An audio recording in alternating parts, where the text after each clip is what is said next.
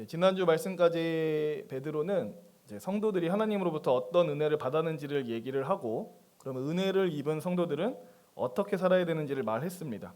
특별히 이제 교회 내에서, 교회 공동체 안에서 어떻게 살아야 되는지를 얘기를 했었는데요. 먼저 성도들은 서로 간에 뜨겁게 사랑해야 된다라고 얘기를 했고요.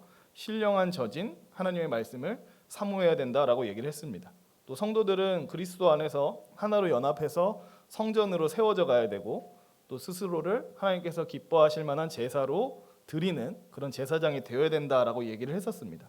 이렇게 지난주 말씀까지는 이제 교회 내에서 믿음의 공동체 가운데서 어떻게 살아야 하는지를 강조했다면, 오늘 본문부터는 이제 그 초점이 이동을 합니다. 교회 안에서가 아니라 교회 밖에서, 특히나 이제 신자들을 의심하고 신자들을 향해 적대적인 태도를 보이는 세상 속에서 어떻게 살아야 되는지를 이제 얘기를 합니다. 먼저 본문 11절을 우리 함께 읽어보도록 하겠습니다. 시작. 사랑하는 자들아, 거류민과 나그네 같은 너희를 권하노니 영혼을 거슬러 싸우는 육체의 정욕을 제어하라. 먼저 베드로는 이제 편지를 받는 성도들을 지칭할 때 거류민과 나그네 같은 너희라고 얘기를 합니다. 근데 이 표현을 잘 보셔야 되는 게, 거류민과 나그네인 너희라고 말하지 않고 거류민과 나그네 같은 너희라고 얘기를 합니다. 그러니까 이 말은 실제로 이 편지를 받는 수신자들의 사회적 신분이 정말로 거류민이거나 나그네였다는 얘기는 아니죠. 그럼에도 불구하고 베드로가 이런 식으로 표현한 이유는 뭐냐면, 성도들은 믿음 안에서 이 세상이 아닌 그리스도께 속해 있는 사람이기 때문에 이런 식의 표현을 쓴 겁니다. 일찍이 예수님도 이렇게 말씀하신 적이 있습니다. 우리 요한복음 15장 19절 말씀 우리 함께 화면 보고 읽어보도록 하겠습니다. 시작. 너희가 세상에 속하였으면 세상이 자기의 것을 사랑할 것이나 너희는 세상에 속한 자가 아니요 도리어 내가 너희를 세상에서 택하였기 때문에 세상이 너희를 미워하느니라. 그러니까 편지의 수신자들이 거류민과 나그네의 신분을 실제로 가진 것은 아니었지만 그들은 예수님께 속했고 세상에 속하지 않았기 때문에 이 땅에 있는 동안에는 마치 나그네와 거류민과 같다라고 얘기를 합니다. 나그네와 거류민이 어떤 사람들인지 아실 겁니다. 고향을 벗어나서 떠돌아다니는 사람들을 가리키죠. 그러니까 성도들은 베드로의 표현을 빌리자면 하나님으로부터 받을 썩지 않고 더럽지 않고 쇠하지 않을 하늘의 유업을 바라보는 사람입니다. 우리가 예배 전에 찬양했던 것처럼 죄 많은 이 세상이 내 집이 아니라 하나님이 계신 도성, 예수님이 가져오실 새 나라를 진짜 내 고향이라고 생각하는 사람들이죠. 그래서 베드로는 얘기하기를, 너희는 진짜 고향이 여기가 아니라 저기 하늘이기 때문에 이 땅에 사는 동안에는 이 땅에 속한 영혼을 거스르는 육체의 정욕을 제어하면서 살아야 된다라고 얘기를 합니다. 그러니까 첫 번째 겉면을 얘기를 하는 거죠. 너희는 이 땅에 사는 동안 어떻게 살아야 되느냐? 세상의 정욕과 계속해서 전투하면서 육체의 정욕과 싸우면서 살아야 된다라고 얘기를 합니다. 여기서 육체의 정욕은 성령의 다스림을 벗어난 인간의 정욕을 가리키는데요. 겉으로 보여지는 어떤 성적인 죄나 술 취함이나 방탕함도 얘기를 하고 있는 거고, 눈에 보이지 않는 어떤 기만, 시기, 비방, 이러한 내적인 죄를 다 포함하고 있습니다. 사실 베드로가 성도들에게 육체의 정욕을 제어하라고 말했다는 것 자체만으로도 알 수 있는 건 뭐냐면, 신자들도 사실상 육체의 정욕에서 완전히 자유롭지는 못하다라는 것을 이미 전제하고 있는 겁니다. 그러니까 싸우라고 얘기를 하는 거죠. 근데 이 육체의 정욕은 일생 동안 우리한테 어떤 태도로 나타나냐라고 얘기한다면, 마치 전쟁터에서 우리를 공격하는 원수처럼 계속해서 우리를 공격하고 함락시키려 하는 적군처럼 우리를 대항한다라고 얘기를 합니다. 하지만 신자는 내가 이 땅에 속한 자가 아니라 하나님이 세우실 새 나라에 속한 자, 참된 본향을 바라보는 사람임을 인지하고 땅에 속한 육체의 정욕에 대항하면서 전투하면서 살아야 된다라고 얘기를 합니다. 사실 우리 믿음의 선진들도 이 땅에 있는 교회를 가리키는 표현으로서 어떤 표현을 썼냐면 전투하는 교회라는 표현을 썼습니다.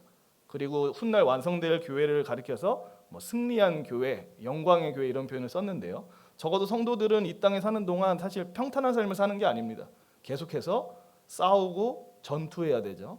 아마 사람과 싸운다는 게 아니고요. 내 안에 있는 육체의 정욕을 거슬러서 계속해서 전투를 하면서 살아야 됩니다. 이어서 12절 말씀을 우리 함께 읽어보도록 하겠습니다. 시작. 너희가 이방인 중에서 행실을 선하게 가져 너희를 악행한다고 비방하는 자들로 하여금 너희 선한 일을 보고 오시는 날에 하나님께 영광을 돌리게 하려 함이라. 이제 베드로는 성도들이 이 세상을 살면서 육체의 정욕을 제어해야 될 뿐만 아니라 이제 선한 행실을 가져야 된다라고 얘기를 합니다. 선한 행실을 왜 가져야 되냐라고 얘기를 할 때 12절에서 얘기하기를 비방하는 자들이 성도들의 선한 행실을 보고 하나님께 영광을 돌리게 하기 위함이다라고 얘기를 합니다. 당시 베드로의 편지를 받는 이 성도들은 믿지 않는 이제 외부 세계로부터 핍박을 받고 있었습니다. 이들이 무엇 때문에 핍박을 받았느냐를 이제 찾아보면 베드로전서 4장에 보면 이런 식으로 얘기를 하는데요. 우리 4장 3절과 4절 말씀을 화면을 보고 같이 한번 읽어보도록 하겠습니다. 시작. 너희가 음란과 정욕과 술 취함과 방탕과 향락과 무법함 우상 숭배를 하여 이방인의 뜻을 따라 행한 것은 지나간 대로 족하도다. 이러므로 너희가 그들과 함께 그런 극한 방탕에 다름질하지 아니하는 것을 그들이 이상히 여겨 비방하나. 성도들이 미움을 받았던 이유가 뭡니까? 그들이 뭐 실제로 악을 행했기 때문인가요? 그렇게 얘기를 하진 않고 다만 그 당시 이방 세계에 살던 사람들이 살아오는 그 생활 방식을 따르지 않았기 때문에 미움받았다라고 얘기를 합니다. 당시 사람들과 똑같이 음란하지도 않았고요, 정욕에 불타지도 않았고 술 취하거나 방탕한 삶을 살지도 않았습니다. 그리고 그들이 숭배하고 있던 이방 신들을 같이 섬기지도 않았죠. 그러니까 이방인들 입장에서는 기독교인들을 봤을 때 자신들과 똑같은 형태로 살아가지 않고 있기 때문에 일단은 이상하게 보였고요. 또 그들과는 다른 모습으로 살아가는 그리스도인들을 보면서 저 사람들은 사회를 전복시키는, 체제를 전복시키는 악한 자들이라고 비방했던 겁니다. 사실 실제로 기독교인들은 사회 체제를 전복시키거나 뭐 사회에 그 어떤 해악을 끼친 적이 없었음에도 불구하고 믿지 않는 사람들이 교회를 모함했던 거죠. 저 사회에 분란을 일으키는 나쁜 사람들이라고 말이죠. 그래서 이러한 현실 속에서 베드로는 얘기를 합니다. 사회에서 너희를 그런 식으로 비방하고 모함한다 할지라도 너희는 계속해서 선한 행실을 가져라. 계속해서 믿는 사람다운 삶의 방식을 고수해라. 말이 아니라 경건한 삶을 통해서 너희가 어떤 사람들인지를 증명하라라고 얘기를 합니다. 사실 베드로가 이렇게 말하는 것 자체에는 믿지 않는 사람들을 하나님께로 인도하고자 하는 어떤 선교적인 의도가 비춰지고 있는데요. 12절 중반절부터 보면 이런 식으로 써 있죠. 너희를 악행한다고 비방하는 자들로 하여금 너희 선한 일을 보고 오시는 날에 하나님께 영광을 돌리게 하려 함이라라고 써 있는데, 여기 끝에 12절 끝부분에 보시면 하나님께 영광을 돌리게 한다라는 표현이 나오죠. 근데 이 표현은 주로 어떤 식으로 쓰이냐면, 그러니까 기본적으로 하나님께 영광을 돌리는 일은 누가 하는 일일까요? 믿지 않는 사람들이 하는 일일까요? 네, 믿는 사람들이 하는 일입니다. 그래서 여기서 믿지 않는 사람들로 하여금 하나님께 영광을 돌리게 한다는 것 자체가 그들이 회개하고 하나님 앞에 나아온다는 모습을 어느 정도 연상시키게 만들죠. 그러니까 사실 모든 믿지 않는 사람들은 아니더라도 믿지 않는 사람들 중에 일부는 이 성도들의 선한 행실을 보고 하나님 앞에 나아올 수도 있다라고 얘기를 하는 겁니다. 사실 뭐 그런 전례를 찾기가 참 쉽지는 않지만요. 예수님도 과거에 이렇게 말씀을 하셨습니다. 마태복음 5장 16절을 보면 저 혼자 읽어보겠습니다. 이같이 너희 빛이 사람 앞에 비치게 하여 그들로 너희 착한 행실을 보고 하늘에 계신 너희 아버지께 영광을 돌리게 하라. 그러니까 선한 행실을 통해서 세상에 빛을 비춰서 믿지 않는 사람들로 하여금 하나님 앞에 나아오게 하는 것, 이게 성도의 사명이다라고 얘기를 하는 겁니다. 갑자기 문득 생각났는데 지난 교회에 실제 이런 사례가 있긴 있었습니다. 저보다 한 살 이제 어리다고 하기도 뭐하네요. 저보다 한 살 낮은 여자 청년이 하나 있었는데 어느 날은 그 청년이 언니를 한 명 데리고 왔어요. 같이 공부하는 뭐 스터디 모임에서 만났다고 하면서. 그래서 저는 이제 그 언니한테 물어봤죠. 아니 어쩌다가 교회에 왔냐라고 얘기하니까 그 여자 청년 얘기를 하면서 얘가 너무 착하고 올곧고 이래서 대체 얘가 다니는 교회는 어떤 곳인지 궁금해서 왔다라고 하는 거예요. 지금도 이제 그 데려왔던 언니분은 이제 교회를 그래도 간간히 나가면서 여전히 기독교 신앙에 관심을 갖고 있긴 하거든요. 근데 실제로 그런 일이 일어나는 거죠. 혹시 성도님들 삶에도 그런 일이 일어났던 적이 있나요? 너를 보니까 교회를 가고 싶어졌어. 예, 네, 현실적으로 네, 참 쉽지 않은 쉽지 않은 일이지만 사실 우리의 사명 중에 하나는 그것도 있다라는 겁니다. 특별히 12절에 보면 이런 표현이 나오거든요. 오시는 날에 하나님께 영광 돌리게 한다라는 표현이 있어요. 그 한번 제가 색칠해 놓은 거 그냥 전체적으로 노란색 칠해 놓은 거 한번 다시 보여주실래요? 예, 그거 말고요. 그 전전 거. 저기 보면은 이제 너희를 악행한다고 비방하는 자들로 하여금 너희 선한 일을 보고 하나님께 영광을 돌리게 한다. 그 사이에 오시는 날이라는 표현이 나오거든요. 보이시나요? 여기? 예. 근데 이 오시는 날 보면은 이게 어떤 식으로 해석이 되시나요? 그렇죠. 예수님 다시 오시는 날로 해석이 되죠. 그래서 이제 제가 다른 한글 성경들을 좀 찾아봤어요. 보니까 크게 한 3개 찾아봤는데 화면 넘겨서 보여주시면 쉬운 성경에는 여기를 어떻게 번역했냐면 지금 우리 성도님들이 보신 것처럼 그리스도께서 다시 오시는 날로 번역했고, 근데 나머지 2개 우리말 성경이랑 현대인의 성경은 뭐라고 번역했냐면 하나님께서 돌아보시는 날, 그들이 회개하는 날이라고 번역하고 있거든요.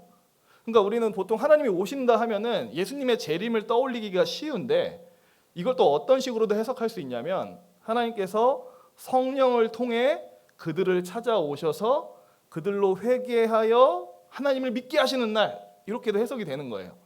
그래서 저는 근데 문맥의 흐름상 뭐가 더 자연스럽게 보이냐면 저 밑에 2개가 더 자연스럽게 보인다는 거죠. 그러니까 저와 성도님들이 믿지 않는 세계에서 지속적으로 선한 행실을 하면서 살아오면 그때가 언젠진 모르겠지만 그 모습을 본 불신자에게 하나님이 찾아가셔서 그 사람의 마음을 변화시키고 회개하여 하나님을 믿는 사람으로 바꿔놓으실 수도 있다라고 얘기를 하는 겁니다. 그래서 저와 성도님들은 계속해서 믿지 않는 세계 가운데서 성실하게 또 꾸준하게 선한 행실을 하면서 살아가야 된다라는 거죠. 저와 성도님들은 거류민과 나그네 같은 사람들입니다. 죄 많은 이 세상이 내 집이 아니라 하나님이 계신 그곳이, 예수님이 가져오실 새하늘과 새 땅이 진짜 본향이다라고 바라봐야 되는 사람이죠. 그리고 하늘의 본향을 바라보고 있기 때문에 이 땅에 속한 모든 정욕을 제어해야 되고요. 동시에 우리가 사는 이 세상이 기독교에 대해서 적대적이고 있지도 않은 말로 비방할지라도 우리는 경건한 삶을 계속 살아야 됩니다. 선한 행실을 통해서 빛을 비춰야 되죠. 사실 믿지 않는 세상에서 우리가 가장 큰 힘을 발휘할 수 있는 방법은 사실 말이 아닌 건 맞습니다. 그죠? 사실 기독교인들이 받는 여러 가지 비방들 중에 대표적인 비방 중 하나는 이거죠. 너희 기독교인들은 말만 잘해. 그 말 진짜 많이 듣습니다. 저도 예전에 약수터에 한번 갔다가 어렸을 때 막 아줌마 아저씨들이 막 떠들고 있는 거예요. 근데 그 중에 말을 가장 많이 하던 분이 교회 다니는 분이었어요. 근데 그 아줌마가 딱 가고 나서 남은 사람들끼리 뭐라고 수군거렸냐면, 야, 교회 다니는 애들은 말은 잘한다, 이 얘기를 근데 실제로 기독교가 그런 비방을 많이 받습니다. 너희 기독교인들은 말만 그럴싸해, 말만 잘해라고. 사실 세상 속에서 힘을 발휘하는 것은 그럴싸한 말이 아니라 우리의 행동이죠. 그것도 앞에 표현을 하나 붙여야 되는데 저는 이렇게 붙이고 싶습니다. 일관성 있는 행실을 우리가 보일 때 영향력이 생깁니다. 그러니까 여기서는 이렇게 행동하고 저기서는 저렇게 행동하면 일관성이 결여되면 사람들한테 설득력을 갖기가 힘듭니다. 그냥 아주 쉬운 예를 들면 교회 안에서 친절했으면 교회 밖에서도 친절해야 되고요. 교회 안에서 사랑이 많았다면 교회 밖에서도 사랑이 많아야 되고요. 교회 안에서 성실하게 봉사했다면 교회 밖에서 직장에서도 성실해야 됩니다. 그러니까 밖에서든 아니서든 교회든 어디든 간에 그것이 가정이든 간에 우리는 항상 일관성 있는 모습으로 살아야 됩니다. 사실 현대인들은 뭘 요구하냐면 일관성 있는 모습을 요구하지 않아요. 여기선 이런 모습, 저기선 저런 모습으로 살아가는 게 오히려 유능하다고 얘기를 해요. 예컨대 집안에서는 아주 자상하고 따뜻한 아버지로 살아라. 하지만 회사에서는 아주 엄격하고 부하 직원들을 찍소리 못하게 하는 카리스마 있는 리더로 살아라 라고 얘기하면서 여기저기서 다른 모습을 갖고 살아가는 게, 그곳에서 가장 어울리는 모습을 살아가는 게 탁월한 인재다, 이렇게 얘기를 하는데 사실 기독교인들은 거기에 동의할 수가 없습니다. 우리는 집에서 자상하고 따뜻한 아버지였으면 직장에서도 어떻게 해야 됩니까? 자상하고 따뜻한 직장 동료로서 존재해야 되는 거예요. 사실 그렇게 일관성 있는 모습으로 행실로 살아가야 안 믿는 사람들도 압니다. 저 사람은 어디서든 항상 저 모습 그대로구나. 저 사람이 믿는 하나님에게는 뭔가가 있나 보구나라고 생각을 하게 됩니다. 그래서 개중에는 하나님이 역사하셔서 그들을 하나님께로 인도하시고 그리고 하나님께 영광 돌리도록 만드는 일이 일어날 수 있다라는 겁니다. 이렇게 해서 베드로는 11, 12절에서 성도의 삶을 두 가지로 요약해서 얘기를 해줍니다. 성도의 삶은 첫째로 육체의 정욕을 제어하면서 영적으로 전투하는 것이 성도의 삶이다 라고 얘기를 하고요. 또 성도의 삶은 뭐냐? 선한 행실을 통해서 예수 그리스도를 증언하는 것이 기독교인의 삶이다 라고 얘기를 합니다. 이렇게 운을 띄운 다음에는 이제 구체적인 실천 지침을 베드로가 쭉 나열을 합니다. 이 실천 지침은 3장 7절까지 계속 나와요. 근데 오늘은 이 중에 오늘 본문에 있는 2장 13절부터 17절까지만 생각해 보도록 하겠습니다. 우리 먼저 13, 14절 말씀 읽도록 하겠습니다. 시작. 인간의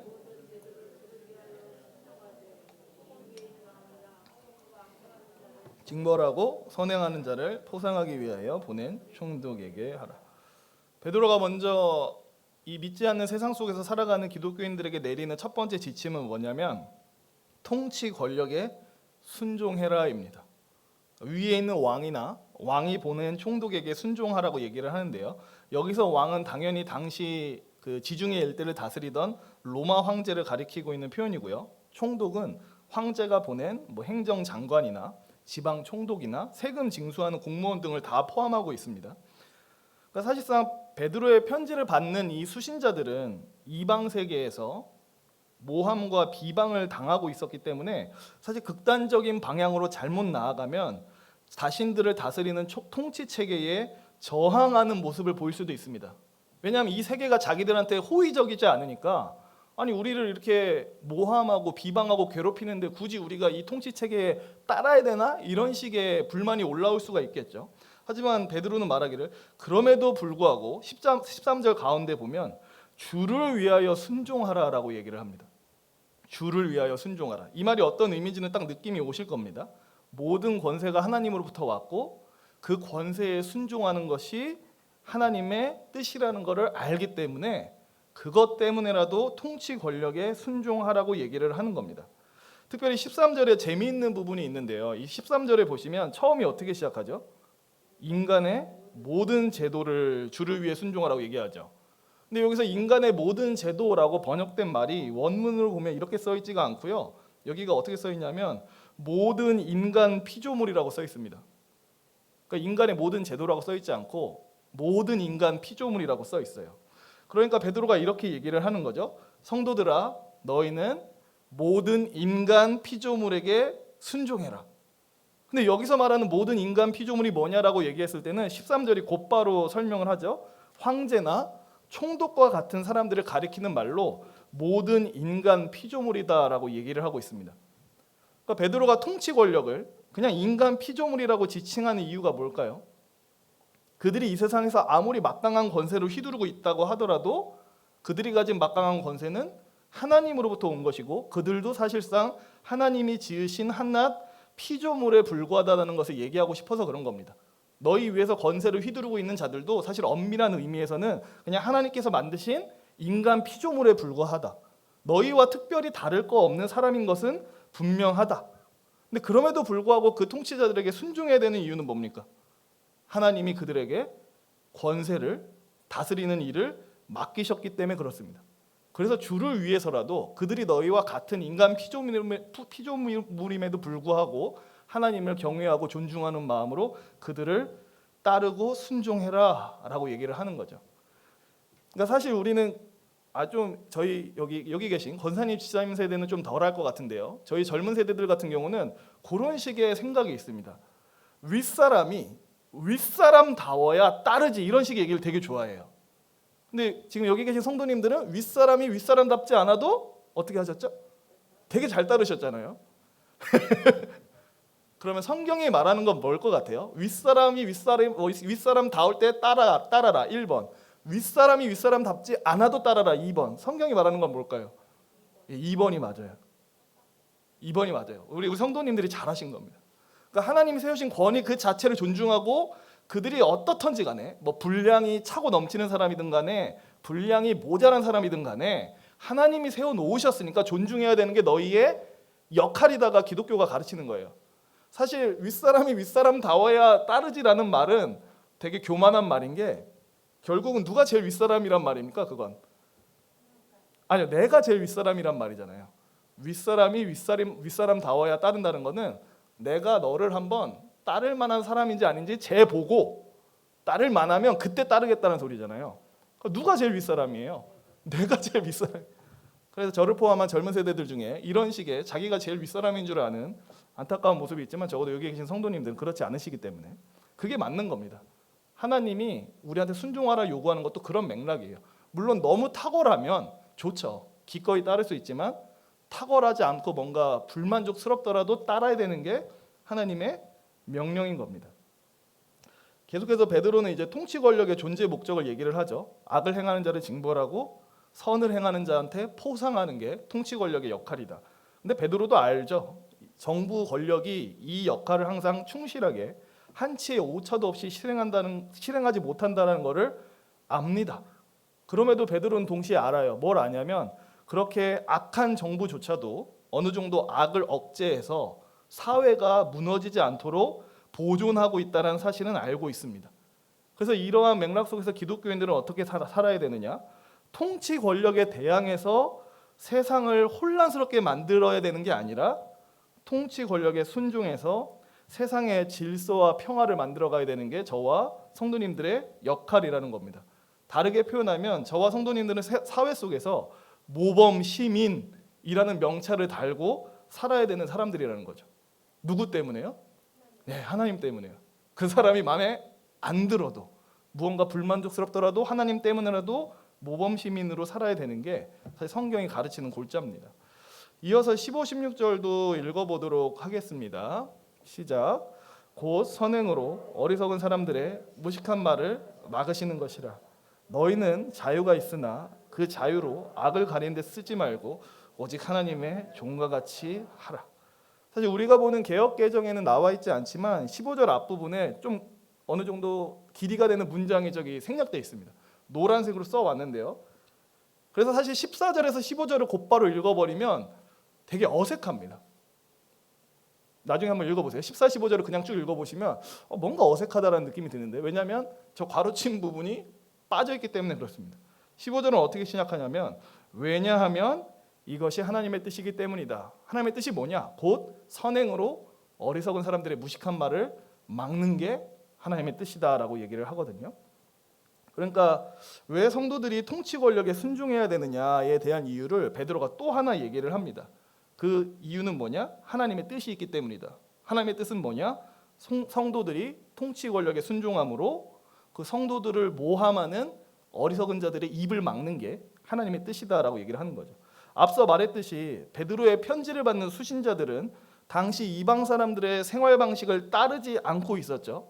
음란, 향락, 술 취함, 우상 숭배를 다 거부하고 있었습니다. 그러다 보니까 기독교인들은 세상을 어지럽히고 체제를 전복시키는 위험한 자들이라는 모함을 당하고 있었죠. 하지만 성도들은 그 누구보다 통치 권력에 순종적인 모범 시민으로 살아가야 되고 사실 그렇게 살아가면 자연스럽게 기독교인들을 모함하던 자들이 입을 다물 수밖에 없게 되겠죠. 그러니까 이게 하나님의 뜻이라는 겁니다. 기독교인에 대한 근거 없는 모방을 너희가 모범적인 시민으로 살아가면서 그 입을 막게 해라가 하나님의 뜻이라는 겁니다.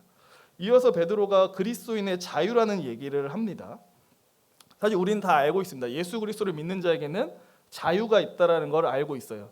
근데 이 자유를 오용하는 사람들이 있을 수 있습니다. 어떤 식으로 오용할 수 있냐면 예수님께서 내게 자유를 주셨는데 내가 한낱 인간 권력에 따를 필요가 있나?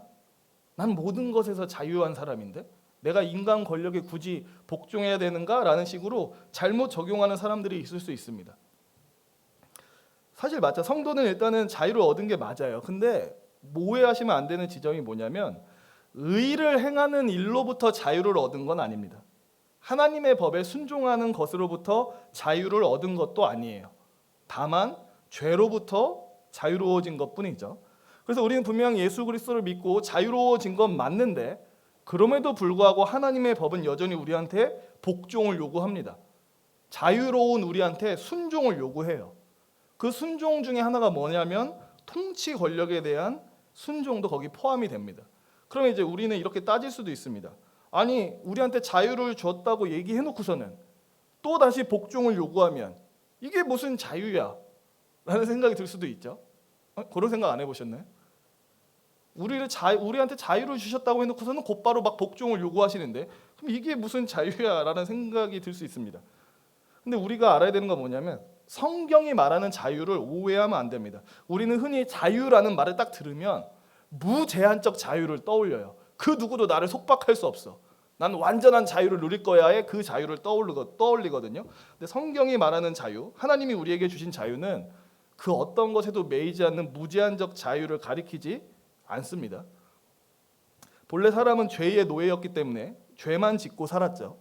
이건 확실히 자유가 아닙니다. 그죠? 죄에만 질질 끌려다녔으니까 이건 확실히 자유가 아니에요. 하지만 하나님께서 그리스도를 통해서 우리를 죄의 노예에서 풀어주셨고 자유를 주셨습니다. 그럼 풀어주고 자유 주고 끝났을까요? 여기서 끝나지 않았죠. 자유해진 우리를 하나님의 통치 아래 살게끔 데리고 오셨어요. 그러니까 죄의 지배 아래 놓여있던 우리를 풀어서 자유롭게 해주신 다음에 하나님의 지배 아래로 들어오게 하신 거예요. 그리고 성경은 말하기를 하나님의 지배 아래에서 사는 것, 하나님이 만들어 놓으신 의의 삶이라고 하는 이 테두리 안에서 사는 것이야말로 진짜 자유다라고 얘기를 하는 겁니다. 우리가 생각하는 자유랑 좀 다르죠. 우리가 생각하는 자유는 하나님이 만들어 놓으신 이 의로운 삶이라는 테두리도 없어야 자유라고 생각하는데 하나님이 말씀하시는 자유는 요 의로운 삶의 테두리 안에서 사는 게 자유라고 얘기하시는 거예요. 왜 이 테두리 밖에서 사는 게 자유가 아닐까요? 이 테두리 밖에서 산다는 건 어떤 뜻입니까? 네, 죄 짓는다는 거예요. 죄 지으면 무슨 결말이 찾아오죠? 멸망이 찾아옵니다. 이게 자유입니까? 자유라고 말하기에는 그 결과가 너무 참혹합니다. 근데 이 하나님이 만들어 놓으신 의의 테두리 안에서 살아가는 자유의 끝엔 뭐가 있죠? 복과 영생이 있습니다. 그래서 성경은 말합니다. 진짜 자유는 무제한적 자유가 아니라 하나님이 만들어 놓으신 의의 삶이라는 테두리 안에서 사는 게 진짜 자유다. 그리고 이 의의 삶의 테두리 안에는 어떤 지침도 들어있냐면 너희를 다스리는 통치 권력에 순종하는 것도 포함되어 있다는 겁니다. 그러니까 기독교인이 받은 자유를 오용하지 말고 그 자유는 말씀에 순종하는 자유이기 때문에 그리고 그 자유 중에 하나는 그 통치 권력에 순종하는 것도 그 자유 안에 들어가기 때문에 너희는 마땅히 그 자유를 갖고 하나님의 종으로서 통치 권력을 잘 따라라 라고 얘기를 하는 겁니다. 그래서 오해하지 마시기 바랍니다. 이거는 자유를 박탈당한 삶이 아니라 진짜 자유로운 삶이라는 것을 기억하셨으면 좋겠습니다. 마지막으로 우리 17절 말씀 함께 읽도록 하겠습니다. 시작. 무사람을 공경하며 형제를 사랑하며 하나님을 두려워하며 왕을 존대하라. 이제 베드로가 네 가지 명령을 얘기하면서 이제 통치 권력에 순종하라는 단락을 마무리합니다. 첫째로 뭐라고 얘기하느냐? 무사람을 공경해라라고 얘기를 합니다.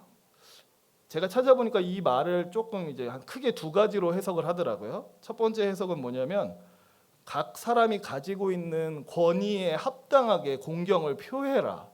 이렇게 보는 견해가 있습니다. 그러니까 황제면 황제에게 합당한 공경을 표하고 총독이면 총독에게 뭐 지방 관리면 지방 관리에 합당하게 존경을 표해라. 이렇게 보는 견해가 있고 또 다른 견해는 모든 인간이 하나님의 형상으로 지음받았기 때문에 성도는 마땅히 모든 사람을 존귀하게 대해야 된다라는 해석이 있습니다. 근데 저는 개인적으로 후자의 해석이 좀 더 맞는 것 같습니다. 왜냐하면 그래야 두 번째 명령과도 뭔가 이제 자연스럽다는 생각이 들어서요. 그래서 이렇게 얘기를 하겠습니다. 첫째로 성도들은 어떻게 살아야 되느냐? 모든 사람이 하나님의 형상으로 지음받았다는 것을 기억하고 모든 사람을 존귀하게 대할 줄 알아야 된다라고 말하고 싶습니다. 사실 이게 쉽지가 않습니다. 왜냐하면 사람들은 끊임없이 뭐 네가 가진 게 어느 정도네, 너의 지식 수준이 어느 정도네, 네가 일생 동안 읽어놓은 성취의 수준이 어느 정도네 가지고 사람의 가치를 판단하죠. 그래서 많이 성취하고 많이 가지고 많이 아는 사람일수록 더 존귀하고 덜 가지고 덜 성취하고 아는 게 없을수록 하찮은 사람이라고 평가하잖아요. 그죠? 아닌가요? 다들 표정이 난 그런 적이 없는데. 그게 맞습니다. 그런 적이 없어야 됩니다. 그리고 성경이 그걸 명하고요. 모든 사람은 하나님의 형상으로서 갖고 있는 그 변치 않는 절대적 가치가 있기 때문에 모두가 존중받아야 마땅하다라고 가르칩니다. 둘째로 베드로는 형제를 사랑하라라고 17절에서 얘기를 하죠. 그러니까 모든 인간이 존중받아서 마땅하지만 특별히 신자들 사이에서는 더 끈끈한 유대가 있어야 된다라고 얘기를 하는 겁니다. 그러니까 누군가가 힘들 때 누구 먼저 도와줘야 되느냐? 당연히 교회 안에 있는 우리의 가족들을 먼저 사랑하고 도와줘야 되는 게 맞습니다. 그리스도인들은 같은 하나님 아버지 아래서 한 가족이기 때문에 서로를 우선적으로 돌보고 사랑해야 되는 그런 의무를 가지고 있습니다. 셋째로 베드로는 하나님을 두려워해라라고 얘기를 합니다. 갑자기 사람들한테 이렇게 해야 된다라고 해놓고서는 중간에 하나님을 두려워하라라는 말을 껴놓은 이유가 있습니다. 이것을 껴놓은 이유는 다른 사람들을 향한 그 의무 있잖아요. 다른 사람들을 향해서 지켜야 되는 의무가 흘러나오는 근원이 여기이기 때문에 그렇습니다. 왜 우리는 무사람을 공경해야 됩니까? 모든 사람이 하나님의 형상으로 지음받았기 때문에 그렇게 하는 겁니다. 왜 우리는 같은 믿음을 가진 형제자매를 특별히 사랑해야 됩니까? 그들이 하나님의 아들의 피값으로 구원받았고 우리는 한 하나님 안에서 가족이 되었기 때문에 그렇습니다. 왜 우리는 통치 권력에 순종해야 됩니까? 그것이 하나님이 우리에게 내리신 명령이기 때문에 그래요. 그래서 우리가 하나님을 두려워하고 사랑할수록 우리는 이 모든 의무를 더 잘 수행할 수 있습니다. 하나님을 진정한 의미에서 두려워할 때에만 우리는 다른 사람들을 공경할 수 있고요. 교회에 있는 지체들을 사랑할 수 있고 통치 권력자들을 존대할 수 있게 됩니다. 이 17절에 나오는 그 베드로의 권면 중에 두려움의 대상은 왕이나 황제가 아닙니다. 오직 하나님만을 두려워해야 된다고 얘기를 합니다. 왜냐하면 여기에서 이 나머지 세 가지 지침이 다 흘러나오기 때문에 그렇게 얘기를 한 거죠. 그리고 마지막으로 얘기하기를 왕을 존대하라라고 얘기하고 17절을 끝내죠. 근데 이것도 표현이 되게 재밌는 게 왕을 존대하라고 할 때 이 존대라는 표현이랑 그 17절 첫 번째에 무사람을 공경해라 할 때 이 공경 있잖아요. 둘이 같은 단어예요. 한글 번역은 다른 단어로 써놔가지고 뭔가 황제한테는 더 특별한 뭔가가 있나 보다라고 생각하기 쉽지만 원어로는 똑같은 말로 써 있습니다. 그러니까 이게 무슨 말이죠? 황제가 아무리 큰 권세를 갖고 있다 하더라도 그 황제조차도 사실 다른 사람보다 특별히 더 위대한 거는 아니다. 사실 그들조차도 그냥 여타 다른 사람과 다를 바가 없다. 하지만 다만 너희가 정말 하나님을 두려워하는 자들이라면 그 하나님의 명령을 존중히 여기는 사람이라면 그 황제를 높여주고 존대해줘야 된다라고 얘기를 하는 거죠. 이렇게 해서 베드로는 통치 권력에 대해서 우리 크리스찬들이 어떤 모습으로 살아야 되는지를 쭉 이제 얘기를 해줬습니다. 말씀을 마치겠습니다. 베드로는 이제 교회를 적대시하는 세상 속에서 우리가 어떻게 살아야 되는지를 말해 줍니다. 세상이 우리를 적대시하고 모함하고 비방할지라도 일관성 있는 선한 행실을 가지고 살라라고 얘기를 합니다. 그 일관성 있는 선한 행실을 통해서 우리가 믿고 있는 예수 그리스도를 증거하고 믿지 않는 자들로 하여금 그 빛을 보게 해서 하나님 앞에 나아오게 하라고 얘기를 합니다. 그리고 계속해서 얘기하기를 통치 권력이 설령 교회에 우호적이지 않을지라도 그들의 권세조차 하나님이 부여하신 것을 알고 그들에게 순종하라라고 얘기를 합니다. 말이 아니라 성도들의 그 순전한 행실을 통해서 그걸 다 증명해내라라고 얘기를 합니다. 기억하기를 원합니다. 저와 성도님들에게는 하나님의 영광과 교회의 영광이 짊어져 있다라는 사실을 기억하셨으면 좋겠습니다. 우리가 어떻게 행동하느냐에 따라서 하나님이 영광을 받으실 수도 있고요. 교회가 칭찬을 받을 수도 있고요. 반대로 욕을 먹고 비난을 당할 수도 있다는 걸 기억하셨으면 좋겠습니다. 왜냐하면 저와 성도님들의 어깨에 하나님과 교회의 영광이 짊어져 있기 때문에 그렇습니다. 사실 바라기로는 저와 성도님들이 주변 사람들 중에 가장 정직한 사람 하면 떠오르는 사람이 됐으면 좋겠습니다. 누가 제일 정직하냐 그러면 내가 아는 사람 중에는 이정기라는 사람이 가장 정직해. 죄송합니다. 제가 이름 막 쓰면 안 되는데 그냥 이해를 돕기 위해서. 막 사람들이 생각하기에 누가 가장 우리 주변에 올곧고 순전한 사람이냐라고 하면 내가 생각하기엔 맹령숙 막 이런 식으로 나와야 된다는 겁니다. 주변 사람들 중에 가장 사랑이 넘치고 다른 사람을 살리는 일을 하는 사람이 누구냐 했을 때 저와 성도님들의 이름이 나와야 되고요. 주변 사람들 중에 가장 모범적인 시민이 누구냐라고 했을 때 막 탈세하고 편법 쓰고 이런 사람들 말고요. 납세의 의무를 성실히 하고 자기 맡은 역할을 잘 감당하는 사람 누구냐 했을 때 우리의 이름이 사실 떠올라야 되는 거죠. 어디에 속해 있든 간에 사실 너무 이상적인 얘기긴 하지만 저는 저와 성도님들이 그럴 수 있었으면 좋겠습니다. 어디 가서 가장 모범적이고 바르고 괜찮은 사람, 믿을 만한 사람 하면 우리의 이름 세 글자가 떠오를 수 있었으면 좋겠습니다. 그래서 저와 성도님들 모두가 세상을 향해서 빛을 비춤으로 교회를 향한 근거 없는 비방을 막고 그리고 많은 사람들이 하나님께 영광을 돌리도록 하는 데 쓰임 받는 복의 통로가 되시기를 소망합니다. 우리 이 시간 말씀 기억하면서 기도할 때